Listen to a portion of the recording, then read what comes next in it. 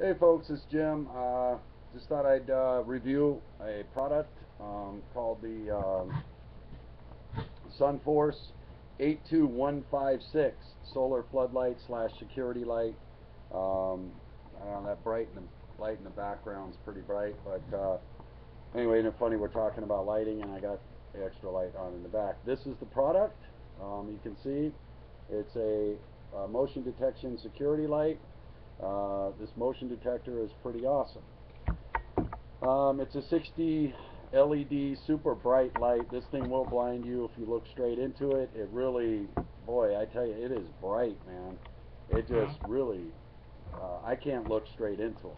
They are that bright. They are just wow. But anyway, why do I use these lights?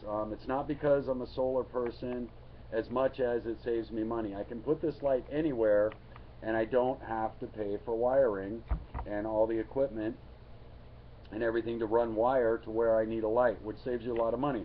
To run 25, 35 feet of 12-3 wire is about $1 a foot when you really think about it. So that right there is the cost of this light that's fully self-contained with the solar panel, right? And I can mount it anywhere and it goes up in about 5-10 minutes. That's why I use these lights. Is it's very cost effective to put motion security lights up on my property and I don't have to run wire. It saves me time and money, and that's why I do it. That's the primary reason. The next reason is it's an excellent product. To me, it's as effective as any light I've mounted on my house for motion security. It's also very efficient because of the LEDs, extremely bright and extremely versatile. The other thing I like about it is this peripheral ability for this motion detection device. As soon as I walk up on the side of this light, it goes on, which I was very pleased with. So the range of this motion detector, it says 75 feet. I believe it does work that far because I've had, when I just turn in my driveway, this thing goes on sometimes. It depends on how you set the angle of the motion detection. If you want it to reach way out, set it out. If you don't want it to reach too far out, set it down, right? Okay, so anyway, you can swivel it to side. I've found I don't need to because the peripheral of this is so good. I think they're just getting better at making motion detection devices. Also, it has the switches underneath, obviously, where you can set your lumens, your timing, and all that stuff. And then it has the on-off toggle switch. Here, maybe you can see it. This gives you on, off, and auto, so it runs off the motion sensor. On the on mode, it works like a regular floodlight. You can leave it on as long as you want, and then just go switch it off. But with motion detector, you can also set that timer to go up to from 30 seconds all the way up to a few minutes. So that's another thing I like about it. Extreme versatility, but also I've had this running, one of these running on my house for 2 years. That's why I bought the second one, and I plan on buying 4 more. To me, it's a good product. It's simple. One bracket. You take this bracket off with these hands here. Screw this into your pole, garage, whatever, your eaves, under your eaves, or whatever. I don't put these in direct where the snow and ice is getting on the light itself.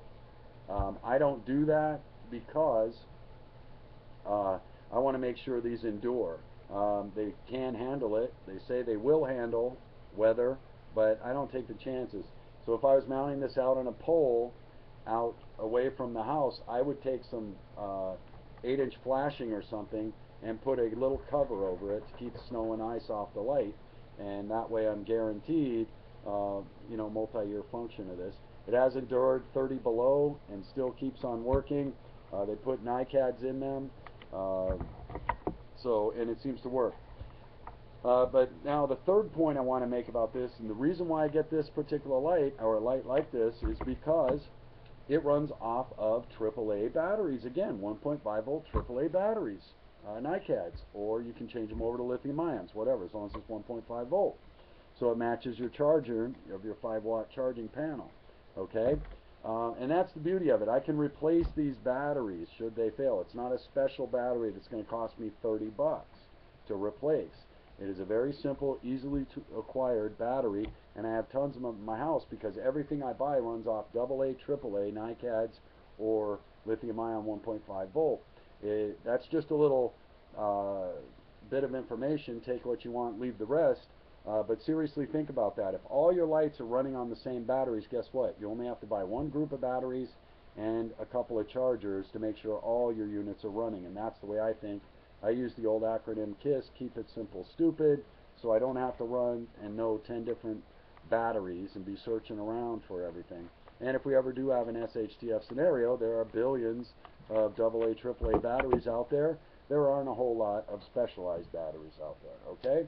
So just another thought of why I do it. But most importantly, back to, it saves me just to run the 12-3 wire to put one of these lights up is 25 to 30 bucks. Whereas the light's only costing me $35, bang, and it's up in 5 minutes. That's what I really love about it, is time and money, okay? But it's great for OPSEC as well because of the range of that motion detector. That's another reason why I like it. If I put 4 of these around my bug out camp, I can detect motion in all of the quadrants of my camp. And the light will light up and it tells me where the motion's coming from immediately, right? Another neat factor of these, because of the distance of that motion detection. Also, this panel is very durable. It's been out in the snow, ice, rain, and hail for 2 years, and it has survived. Does well. And again, this unit only costs 35 bucks. That's what I really love about it. Not out a whole lot of money if something were to fail. But again, I'm going to buy 4 more just because of the way it's performed over 2 years. Why do most of these units fail? Why do you see bad reviews? Most bad reviews on solar security lights, since they all pretty much operate pretty good, of course I haven't used a lot of them, I stick with certain products that I know, is because they don't mount the solar panel right. That's first.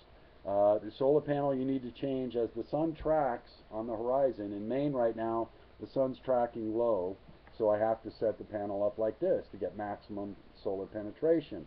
As the spring comes, I'll tilt the panel back further because the sun's tracking higher. As summer comes, even further because it's tracking overhead.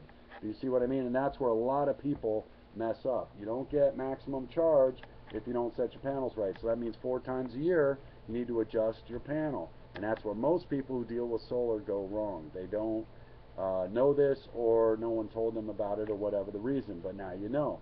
So know that. Also, before you operate the unit, plug it into the panel, set it in a window or something where you get good sunlight, and charge these batteries for 2 to 3 days before you make it operational. You can go install it wherever you're going to put it, leave it in the off mode and do the same thing, as long as you set your panel right, obviously, and charge these batteries for 2 or 3 days before you make it operational, okay? That's another factor. People don't get their batteries fully charged and then wonder why the batteries fail within 3 to 6 months. It's because they never fully charge them. I've been running the same unit out on my carport for 2 years plus, and they have not failed because they are fully charged, and I know that. Now, if I have a week-long storm or something, I'll actually go out and turn these units off so that while we're getting low light for a week straight or something, that way the batteries are fully charging, all right? Because it gets down 20, 30 below up here, and you can't have a depleted battery in that kind of weather. It'll ruin it.